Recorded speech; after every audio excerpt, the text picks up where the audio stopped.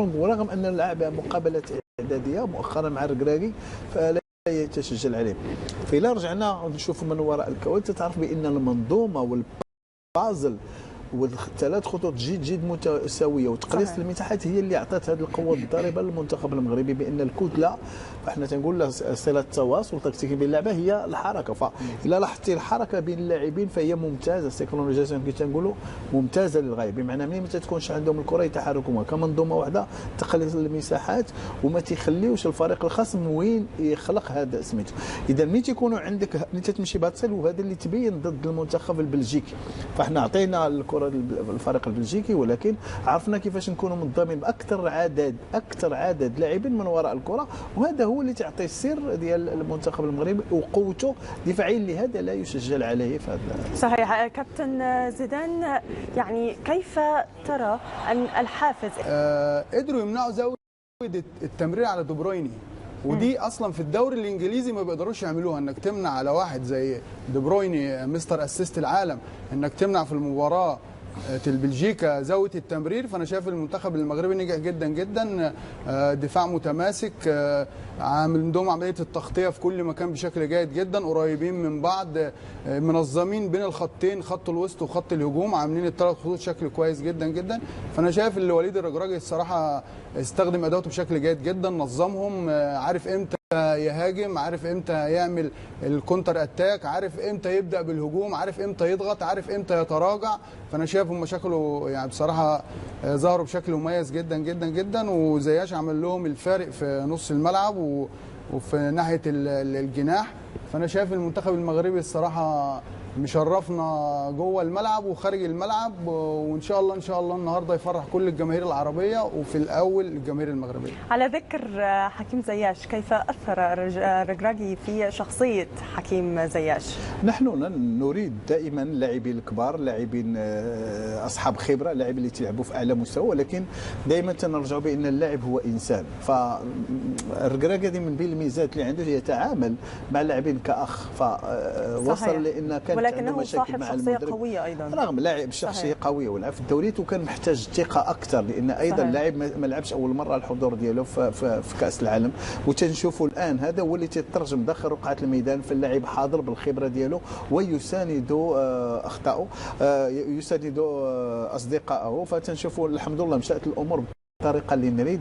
الخطا ديال بورخان الحارس اللي خرج بخروج مش طيب، وتنشوفوا حتى الاخطاء الفادحه ديال المنتخب الكندي، فريق اللي تنشوفوا مش في المستوى ديال المنتخب المغربي ولكن خرج ببلوك عالي كثير. فالمنتخب المغربي عندما استغل الكره بخروج البلوك مال المنتخب الكندي فاستغل التوقيت والمساحه ولعب على الظهر مالهم، لهذا الغرض سجل الهدف الثاني. اخطاء تيبان بان المنتخب الكندي بادئ المباراة بدون ضغوط.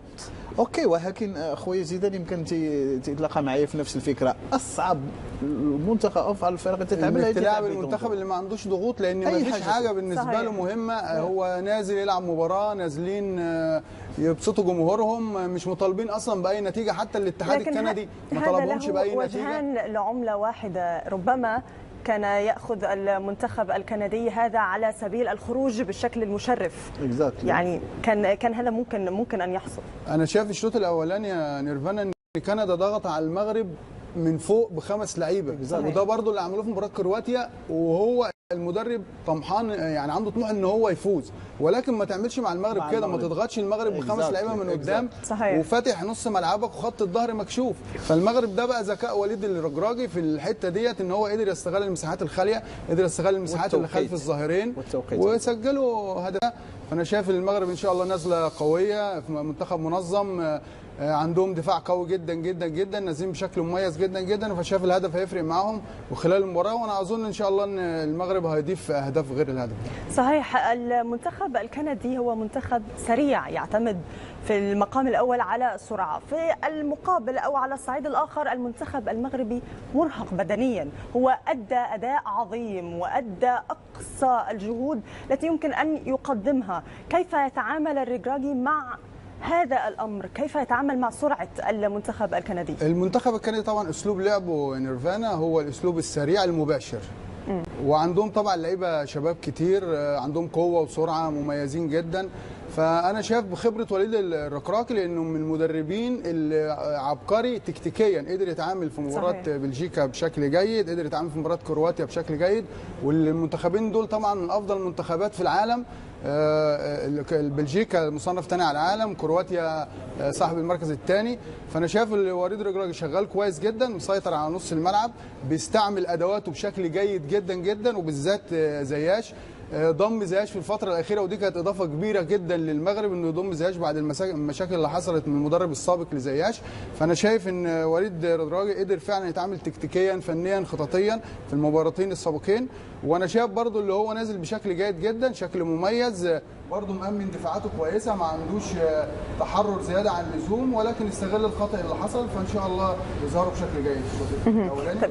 كيف أثر المدرب وليد الركراكي على المغرب؟ كيف أثر؟ هو تولى منصبه منذ قليل، ولكنه الآن أثر كثيرا في المنتخب المغربي. كيف أثر هذا؟ احنا دائما نتكلم على قيادة وتسيير مجموعة، وهذا ما تكلمناه وهذا ما درسناه وما تعلمناه. دائما تسيير مجموعة ماشي بالسهل.